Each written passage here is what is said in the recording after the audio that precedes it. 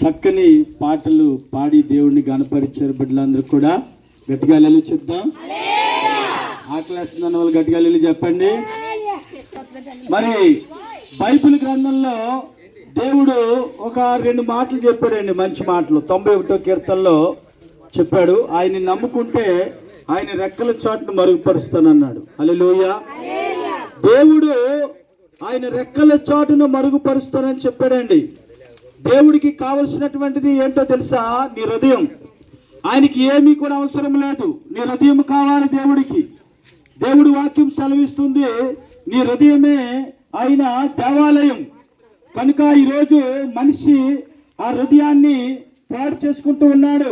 ఎలాగంటే మందు తాగుతూ, సిగరెట్లు తాగుతూ, మరి పాలు పరాకులు వేసుకుంటూ, వ్యర్థమైన వాటిల్ని కూడా ఆ లోపలికి పంపించి ఆ హృదయాన్ని పాడు చేసుకుంటూ ఉన్నాడు.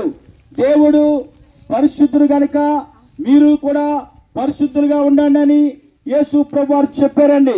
ఏ హృదయం అయితే దేవుడు నీకు ఇచ్చాడు, పరిశుద్ధుడిగా పుట్టించాడు, తల్లి గర్భములో పిండముమై రూపం ముందే ప్రభు నిన్ను ఎరిగి ఉన్నాడు. హల్లెలూయా.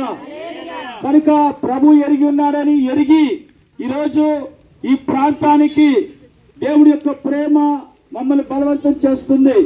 మనిషి ఈరోజు ఏమనుకుంటున్నాడంటే, పర్వాలేదు ఏ పాపం చేసినా, కొంతమందికి భోజనాలు అడిగితే పాపం పోద్ది, ఎవరికైనా చీరలు పెంచితే పాపం పోద్ది, లేకపోతే ఏదైనా ఖర్చు చెల్లిస్తే పాపం పోద్ది అనుకుంటున్నాడు. కానీ జన్మతః కర్మతః మనిషి పుట్టుకతోనే పాపిగా పుట్టాడు. అమ్మా నాన్న కలిస్తే మనం పుట్టాం అంటే పాపములో పుట్టాం. దావీదు అంటున్నాడు, నేను తల్లి గర్భములో పాపముతోనే పుట్టి ఉన్నాను అంటున్నాడు. పాపముతో పుట్టి ఉన్నటువంటి మనిషి పరిశుద్ధునిగా మారాలి అంటే ప్రభు అంటున్నాడు, నా రెక్కల చాటుకు నువ్వు రా అని పిలుస్తున్నాడు. యేసు ప్రభు వారు నా రెక్కల నీడకు నువ్వు రా అని పిలుస్తున్నాడు.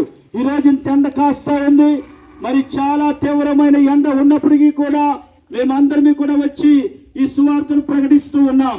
ఎందుకు అని అంటే దేవుడు మాట ఒక మాట చెబితే దానికి తగినటువంటి ప్రతిఫలం ఆశీర్వాదము కూడా మమ్మల్ని అందరినీ కూడా నింపుతుంది. హల్లెలూయా. మాతో పాటు వచ్చినటువంటి దైవజనులు, మాతో పాటు వచ్చిన సంఘ కాపరులు కూడా వారు కూడా ఎంతో భారము కలిగి ఉన్నారు కనుక మమ్మల్ని ఈ ప్రాంతాన్ని తీసుకుని వచ్చి సువార్త చేయమని చెప్పున్నారు. కనుక ఈరోజు మరి ఆయన రెక్కల చాటులకి రావాలి. సమస్త దేశంలో ఉన్న ప్రజలారా యెహోవా మందిరానికి రండి అని 100వ కీర్తనలో దేవుడు మాట్లాడుతూ ఉన్నాడు. ఎందుకంటే మనిషి పరిశుద్ధునిగా మారాలి అని, మనిషి బాగుపడాలని, మంచి మార్గములో నడవాలని యేసు ప్రభు చెప్పాడు. నేనే మార్గము, నేనే సత్యము, నేనే జీవము. హల్లెలూయా. కనుక సత్యము, జీవము, మార్గము ఎన్నో మార్గాలు ఉన్నాయి. ఇప్పుడు ఈ జంగాలపాలెంలో ఎన్నో మార్గాలు ఉన్నాయి, అనేకమైన టర్నింగ్లు ఉన్నాయి, అనేకమైన మలుపులు ఉన్నాయి. కానీ మేము ప్రకటించేది నిజ దేవుడైన యేసుక్రీస్తు యొక్క నామాన్ని ప్రకటిస్తూ ఉన్నాం. హల్లెలూయా. యేసుక్రీస్తు యొక్క నామము అన్నిటికన్నా పైనామము. యేసుక్రీస్తు యొక్క నామము అన్నిటికన్నా ఉన్నతమైన నామము. యేసుక్రీస్తు యొక్క నామము. ఈ నామము మనిషిని ఎప్పుడు కూడా చెద పట్టించదు, మనిషిని పురుగు పట్టించదు, మనిషిని పాడు చేయదు, మనిషిని నాశనము చేయదు.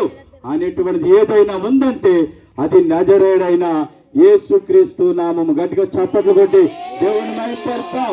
కనుక మనిషిని కుళ్ళు పట్టనివ్వకుండా, పాపములో పడిపోకుండా, శాపములో పడిపోకుండా మనిషిని బాగు చేసే నామము ఉందండి.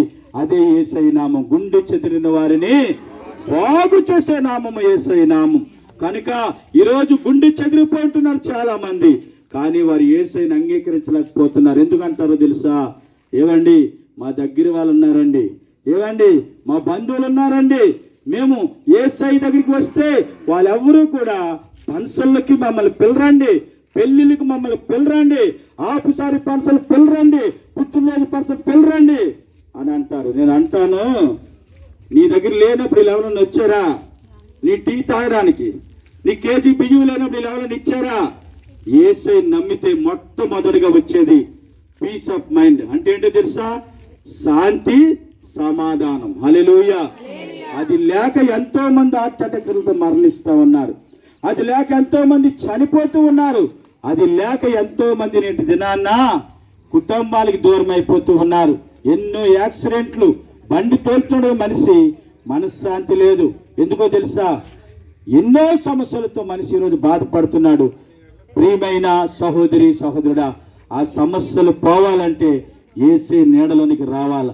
అందుకే ఆయన రెక్కలే నీకు ఆశ్రయము కలుగునుగాక అన్నాడు. ఆయన రెక్కల క్రిందే మనకి ఆశ్రయం. ఆయన రెక్కల క్రింద మాత్రమే మనకి ఆశ్రయం కలుగుతుంది. ఆకాశం ఆయన సింహాసనము, భూమి ఆయన పాదపీఠము అని అంటే మరి ఆయన చెయ్యి ఎంత పెద్దదుంటుందో చూడండి. దేవునికి స్తోత్రం. అలాంటి చెయ్యి కింద మేము అందరం ఉన్నాం. మిమ్మల్ని కూడా పిలుస్తూ ఉన్నాం. రండి, యేసు ప్రభువుని ఘనపరుద్దాం, యేసయ్యని మహిమపరుద్దాం. యేసయ్య మాటలు దీవించును గాక. సామ్యూయల్